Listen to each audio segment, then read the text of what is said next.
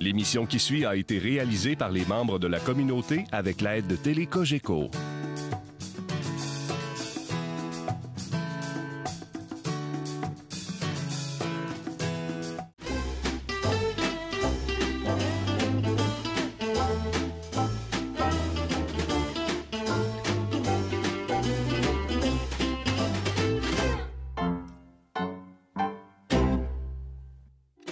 Cette semaine à l'émission, le chef Yann Garzon nous cuisine son cappuccino de chou-fleur grillé au céleri sauvage. Québécois d'origine, sa mère est native d'Alma au Lac-Saint-Jean et son père du Maroc. Yann Garzon a acquis une plus large connaissance de la cuisine au sein des différents établissements tels que l'hôtel Lowe's Vogue, l'hôtel Omni, l'hôtel Novotel, le restaurant chez Georges, le restaurant Ribera et le centre de congrès Mont-Royal. Depuis septembre 2004, il a rejoint l'équipe de l'hôtel Mortagne à Boucherville. Alors aujourd'hui, pour la prochaine présentation, donc Yann Garzon. Yann, qu'est-ce que tu nous prépares aujourd'hui? Bon, c'est simple. C'est, je fais un petit survol de 2-3 appareils encore, mais sinon, je vais juste préparer une crème de chou-fleur, mais non traditionnelle. Au lieu de la faire avec des choux-fleurs classiques, là, du Barry, je vais le faire avec un chou-fleur, mais je vais le faire griller au four avant. Ça va donner un goût plus sucré. Donc, c'est juste de le faire rôtir au four avec un petit peu d'huile ou de corps gras. Puis ensuite, on fait le potage normalement comme on fait une recette traditionnelle avec des oignons, on peut mettre du poireau. Là, j'ai une recette aujourd'hui qui est inscrite. Je bifurque un peu. J'ai pas mis de céleri parce que ça goûte un peu plus. Ça prend beaucoup de saveur dans le potage, je trouve. Fait qu'aujourd'hui, juste pour la dégustation, je vais le faire avec chou-fleur, oignon. Je vais les faire griller au four quand même. J'espère qu'on va le temps de les faire bronzer comme il faut. Mais une fois qu'ils sortent du four, ils sont déjà cuits, donc ça va assez vite après pour terminer le potage. Cappuccino de chou-fleur grillé au céleri sauvage. Ingrédients pour 4 portions. Un demi-chou-fleur frais, un petit oignon, une branche de céleri coupée en cubes, 15 ml de beurre frais, 700 ml de bouillon de volaille, sel et poivre, racines de céleri sauvage d'Origina, 450 ml de lait.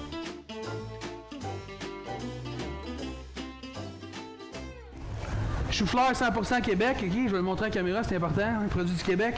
Oignon 100% Québec. L'huile d'olive, non, elle vient pas du Québec.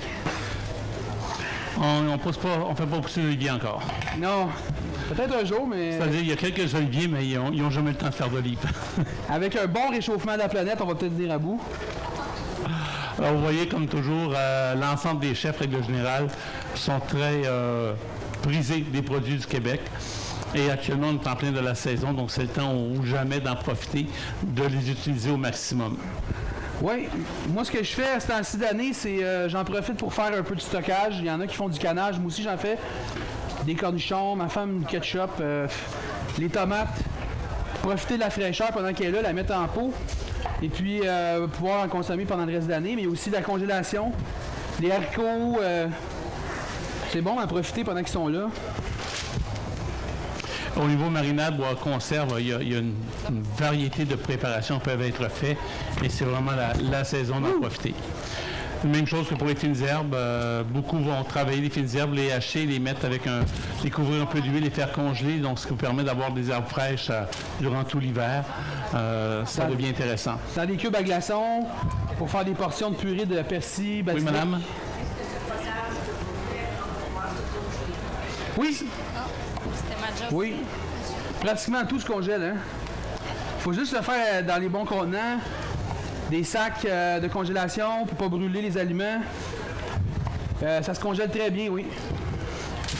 Alors, durant la présentation, si vous avez des questions, gênez-vous pas, levez la main.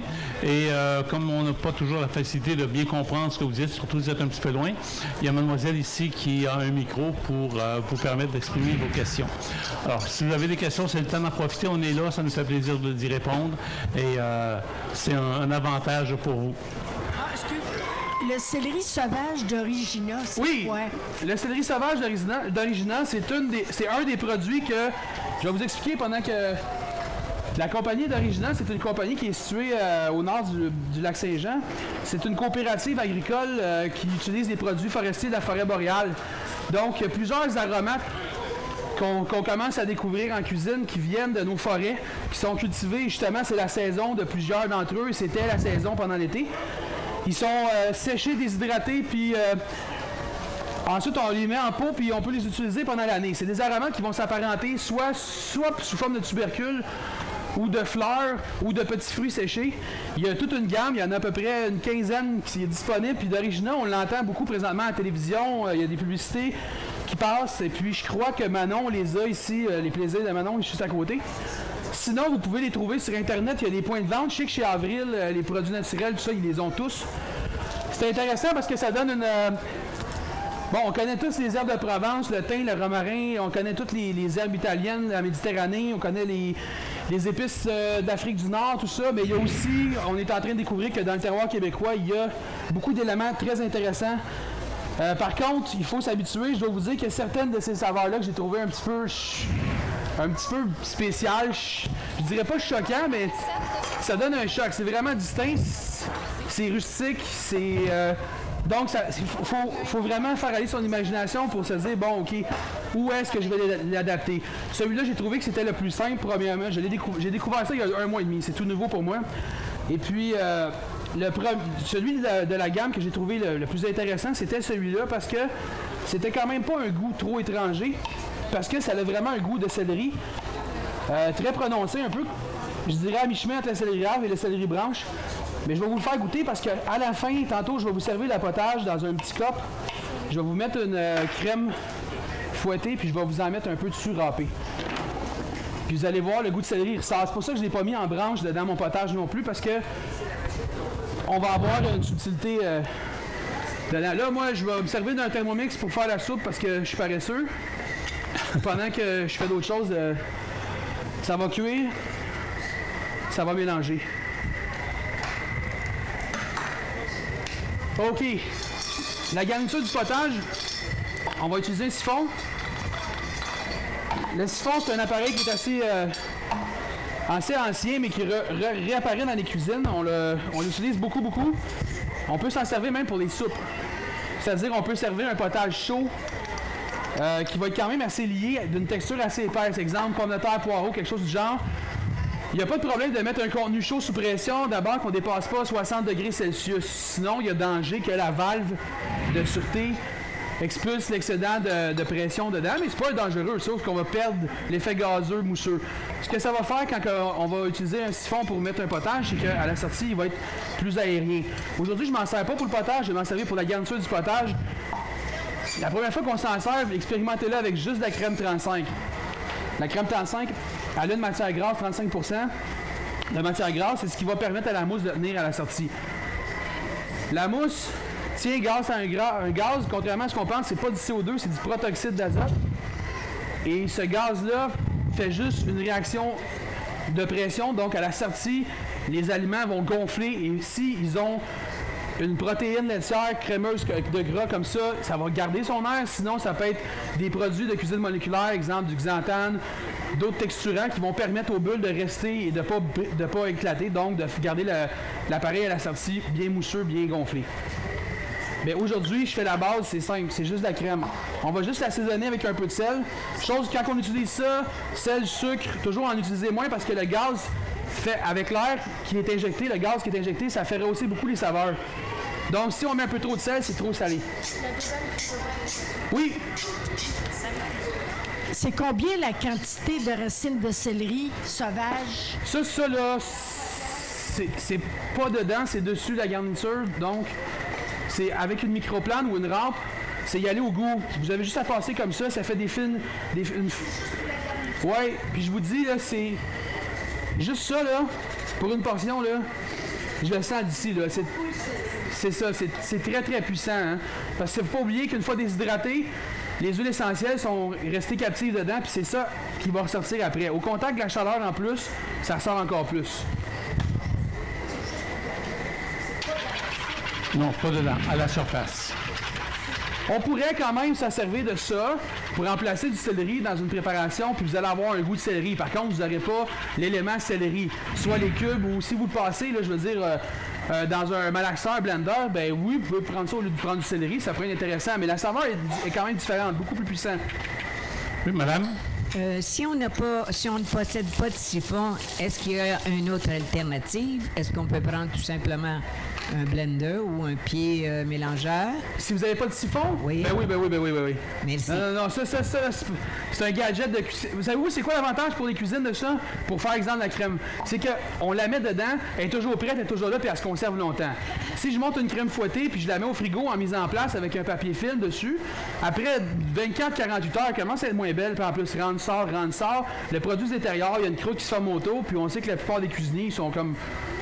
Souvent, il faut les checker, là. Fait que là, à un moment donné, il en reste ça dans le plat, puis le plat, il est gros de même, tu sais. Mais c'est pas grave, on continue, on met notre bras dedans, tu sais.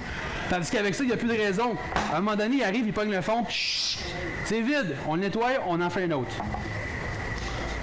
Alors, vous remarquez ici, la crème 35, elle va être fouettée, mais comme elle pourrait être utilisée avec un potage, elle est assaisonnée de sel et de poivre. Donc, souvent, les gens sont un peu surpris de voir ça, mais il faut regarder avec quoi on utilise cette crème fouettée. Alors, une crème fouettée, le dit au point de départ, elle est fouettée, point. Une crème chantilly, là, on va ajouter vanille et sucre. Alors là, c'est une crème fouettée pour les desserts sucrés. Alors ici, sel, poivre et... Là, je mets des capsules. Normalement, une grande bouteille de litre comme ça, maximum 2. Mais comme j'ai mis un peu de contenu, vraiment 200, j'ai mis à peu près 200 ml, j'en mets quand même un peu plus parce que sinon, j'ai beaucoup d'espace à combler si je veux avoir un bon effet. La troisième, en général, je la laisse visser dessus parce que si elle n'est pas capable de rentrer au complet, pendant que je vais sortir de l'appareil, le gaz, il va rentrer, lui. Autre chose, la crème fouettée, faut jamais la brasser mécaniquement dans les siphons parce que il y a déjà un effet multiplié d'aération qui se fait avec le gaz. Si on le fait mécaniquement en plus, assez rapidement, elle devient comme un beurre. Donc, elle va sortir cassée, elle sera pas belle. Donc, l'idée au début, c'est juste de faire comme ça. On la teste. Si elle n'est pas assez, on brasse 2-3 coups, on reteste. Puis après ça, quand elle est dans le goût, on brasse plus. Juste l'effet de ça, ça fait déjà une certaine brassée mécanique dedans. Donc, il faut faire attention. Autre chose, gardez toujours au frais le plus possible, le plus froid. Le plus que c'est froid, le plus que c'est efficace. On s'en sert beaucoup en cuisine pour faire, exemple, vous mettez une béchamel là-dedans, chaude. Vous la conservez dans un bain-marie chaud. Juste se garder chaud au minimum. Là. Puis vous pouvez servir une béchamel... ça, c'est un test facile qu'on a fait parce que la béchamel est liée avec la farine, avec un roux. Donc, elle a une super stabilité, fait qu'elle tient très bien en sortant de là. On a une béchamel super mousseuse aérée, puis ça goûte. Vraiment, si on met de la muscade, il faut en mettre un peu moins parce que ça ressort beaucoup, ça punch.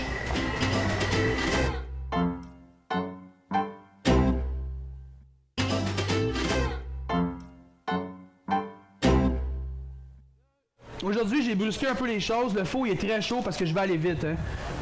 Mais normalement, à plus basse température, moi je l'ai mis à 450, après ça je l'ai mis à 500, mais ça brûle un peu l'extrémité des choux-fleurs avant de les griller comme il faut, fait que c'est mieux 350. Puis d'attendre plus longtemps. Normalement, quand ils sont bien bruns, ils sont complètement cuits, ils sont déjà presque en purée. Mais c'est pas grave parce que vous perdez rien, la saveur va être concentrée dans le chou-fleur par l'évaporation. Puis c'est justement ce qui est intéressant, c'est que vous allez retrouver plus de saveur dans votre crème.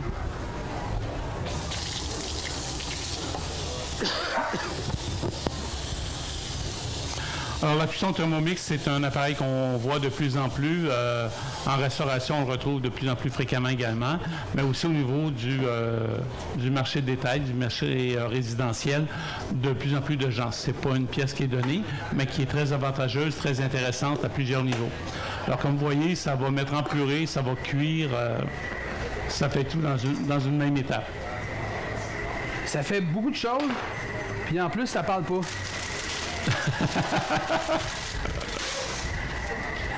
Ça fait ce qu'on lui demande. Non, mais on l'utilise beaucoup en cuisine parce qu'on sauve du temps, parce qu'on n'a pas à superviser pendant qu'on est en train soit de cuire, hacher ou...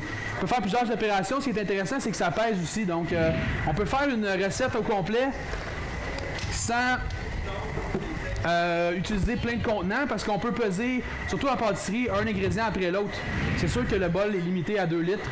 C'est pas des grosses quantités, mais ça permet quand même de faire 10 portions de potage, 2 litres de ganache de chocolat, puis ça peut faire plusieurs desserts quand même, ou composer un dessert. Donc, et ce qui est le fun, c'est que le résultat est toujours pareil. S'il y a un problème... Pardon? Ils ont sué comme il faut là-dedans. Ils ont commencé à colorer là-dedans. Un peu comme si j'étais au chaudron, là. Sauf que là, je ne l'ai pas brassé, là, c'est le robot qui brassait doucement, tranquillement, mais oui, j'ai mis un peu d'huile. Ça rappelle du beurre comme dans la recette. Les oignons grossièrement coupés. Juste tués. Là, j'ai mouillé, puis j'attends que la température monte. Quand ça va être à ébullition, on va laisser cuire un 4-5 minutes. Puis après ça, on va le turbiner, on va le passer complètement. J'ai pas besoin de passer au chinois après, ça va être fin. On va vous mettre ça dans des copes, vous allez goûter à ça avec la crème au céleri.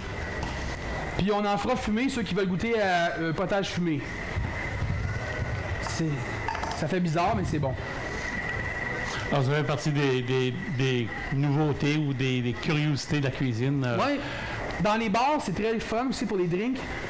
Les barman l'utilisent de plus en plus, les mixologues, pour faire des choses à partir de whisky ou même faire fumer un whisky pour lui donner un côté encore plus tourbé. Là.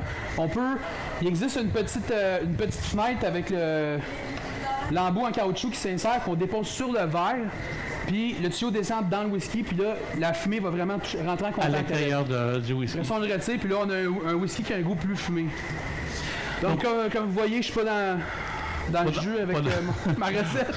Au niveau de l'hôtel, je travaille beaucoup avec le Thermomix. Le Thermomix, oui, j'en ai deux. Je m'en sers pour les petites recettes particulières, les petites préparations, surtout pour des purées d'herbes, sans avoir à blanchir le persil. Pour choquer la chlorophylle, après le refroidir dans l'eau glacée, pour ensuite le passer au pied mélangeur avec de l'huile pour avoir une belle purée verte fluorescente. Ce qui est le fun, c'est qu'on chauffe notre huile là-dedans 60-70. On a juste à mettre un persil lavé dedans, un peu de sel. On met ça au maximum à 70 pendant peut-être 1 minute pour pas non plus continuer à surchauffer avec la friction d'hélice. Puis on se retrouve avec une purée très verte, d'une belle couleur. Surtout la ciboulette, ça donne vraiment une couleur fluo. Très intéressante, mais une saveur aussi. Puis après ça, on peut déposer des gouttes soit sur les potages, dans les entrées. Puis c'est pas juste esthétique, c'est utile pour les arômes puis les saveurs dans le plat. Mais on s'en sert surtout pour des petites choses comme genre une mayonnaise rapide, une hollandaise, une béarnaise, des sauces. Les desserts, on s'en sert pour les crèmes au citron. Crème au citron, on met les œufs entiers, jus de citron, sucre. On pèse tous les ingrédients, on part la recette, on fait la cuisson. Ça prend 5 à 6 minutes, je me souviens bien, puis on a une crème au citron parfaite, toujours pareil. OK. Et au niveau de la texture, de la manière dont le couteau travaille à l'intérieur, on va chercher une texture qu'on n'a pas avec un pied mélangeur, même commercial, même très fort. Oui, madame?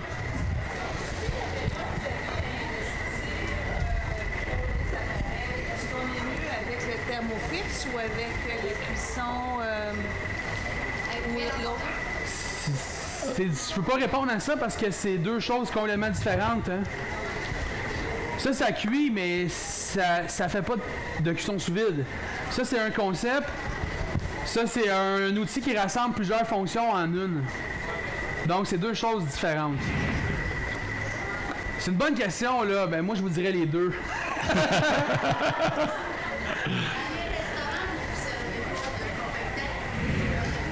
De faux convection? Oui. Ouais, mais c'est déjà dépassé, là.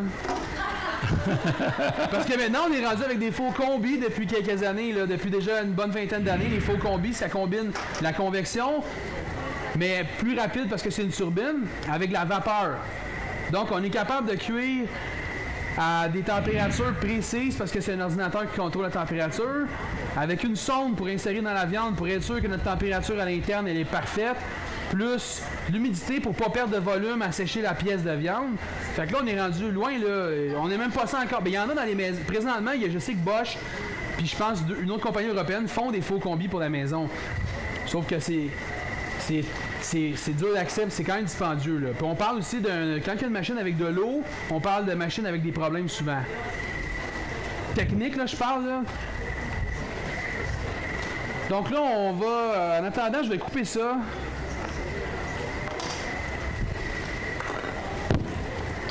Mais pour répondre à madame tantôt, là, moi, j'aime bien les deux, là. Pour vrai, là... Chez nous, j'ai 3 appareils comme ça. J'ai celui-là, puis j'ai un autre bol en plus, puisque des fois, un deuxième bol, c'est pratique. Il y a une préparation, on n'a pas le temps, où on fait 2 choses rapides. On prend un nouveau bol, on le met dessus, puis on commence une autre préparation. Après ça, on retourne à l'ancien bol. Quand tu dis chez vous, tu veux dire à l'hôtel? Non, chez moi. Chez toi. Ah, à oui. l'hôtel, j'en ai 8 comme ça, qui fonctionnent constamment. Je vous dis, des fois pendant une semaine de temps, sans arrêt. Mais chez moi, parce que j'expérimente chez nous beaucoup de choses que ensuite j'amène à l'hôtel aussi, là. J'ai un témoin, là, j'ai ma fille qui est juste là, elle peut vous le confier. Mais moi, j'irais, si vous aviez à privilégier un en particulier, moi, j'irais davantage le Thermomix, beaucoup plus près des habitudes traditionnelles au niveau de cuisine, avec beaucoup d'avantages de cuisson, entre autres, de pesage au niveau des ingrédients. Ça, les gens sont plus ou moins habitués de peser les ingrédients, mais de plus en plus, c'est ce qui se fait.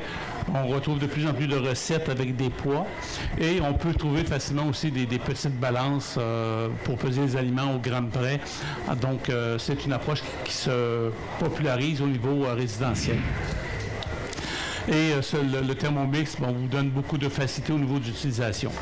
Et si vous privilégiez les cuissons lentes, la conservation longue durée, tout ça, à ce moment-là, le thermocirculateur est vraiment intéressant. Là, on a une côte de porc. Je vais vous donner un secret, OK? Cette côte de porc-là, je l'ai cuit il y a 1 an et 2 mois. Sous vide. Je l'ai congelée tout de suite. Je la décongèle. Elle est pareille. Il y a du jus dedans. Elle n'est pas sec. Elle est tendre. Elle est juteuse. Elle est savoureuse. Elle n'est pas brûlée par le congélateur.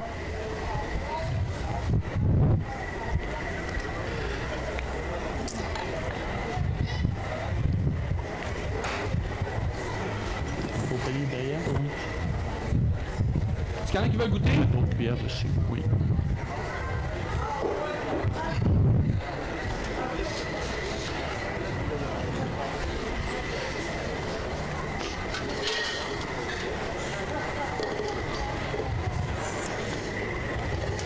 C'est sûr que ce ne sera pas ultra chaud parce que là, il fait déjà frais dehors, ça refroidit vite.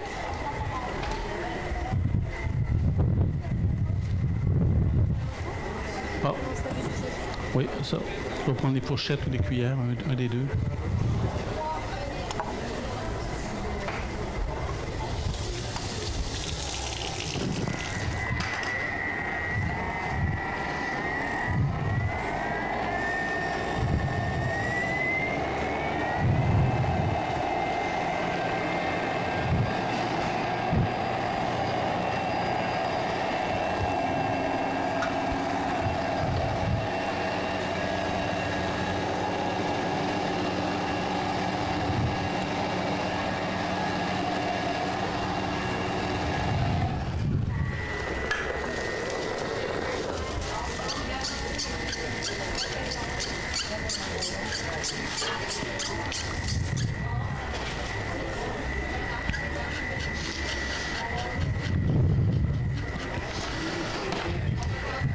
On va goûter à ça, voir si c'est correct l'assaisonnement.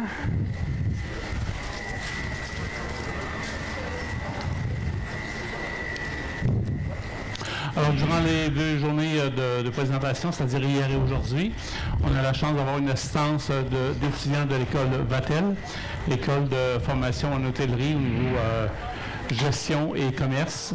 Alors, ils sont impliqués dans plein d'événements à travers le Québec à plusieurs occasions. Donc, on est chanceux de les avoir avec nous. Est-ce qu'on est dans les temps, là? Oui. Good. C'est vraiment timé, il me reste 4 minutes. On sert le potage. J'ai pas mis de pommes de terre pour la liaison comme dans bien des classiques, c'est le chou-fleur qui fait la liaison. Ok, ça marche. Monsieur, s'il vous plaît. C'est bon. En ce moment, tout fonctionne. On va tester notre crème. On va prendre le plateau, s'il vous plaît. Merci. Comme je disais tantôt, je la teste, elle est passée. Donc, un petit peu. Commence à aller de plus en plus. Et là, elle est parfaite.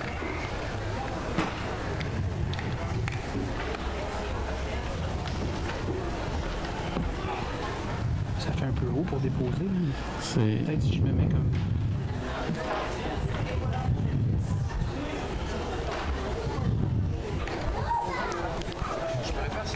Ouais.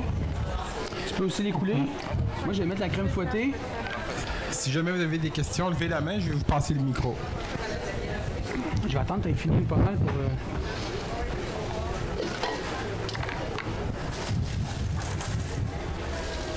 Puis je vais en garder 3-4, je vais les faire fumer.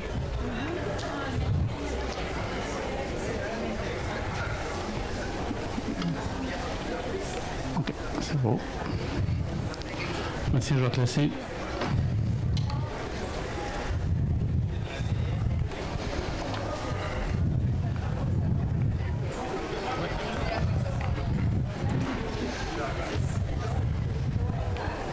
La racine. Pour le fumage, tu le fais avec la crème ou? La racine Pour de le fumage, céleri. tu le fais avec la crème dessus? OK. Oui. Oui. La racine de céleri, admettons qu'on prend l'humidité, comment on peut lui redonner ça?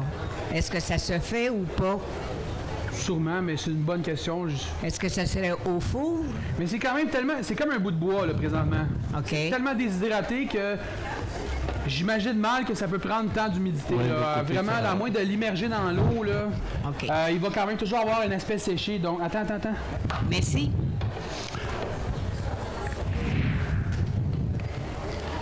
Ah, d'accord.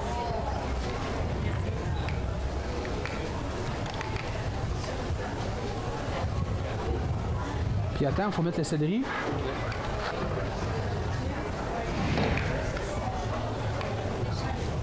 j'ai cru que c'était une sorte de potage en fait. Oui, c'est une sorte de potage.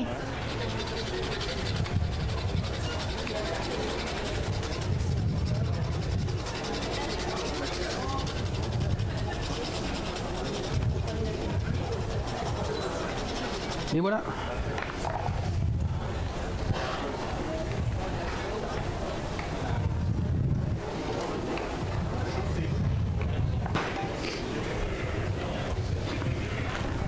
Voilà.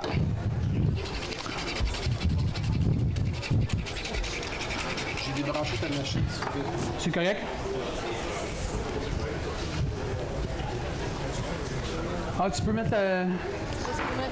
La crème avant. Ah, c'est très rapide, là. On parle de laisser là 30-40 secondes. Là.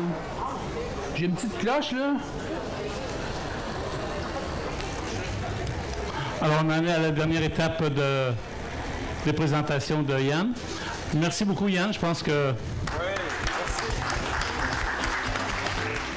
Vous pouvez retrouver toutes les recettes des démonstrations culinaires sur le site internet du Rendez-vous des Papilles, rvpapilles.ca.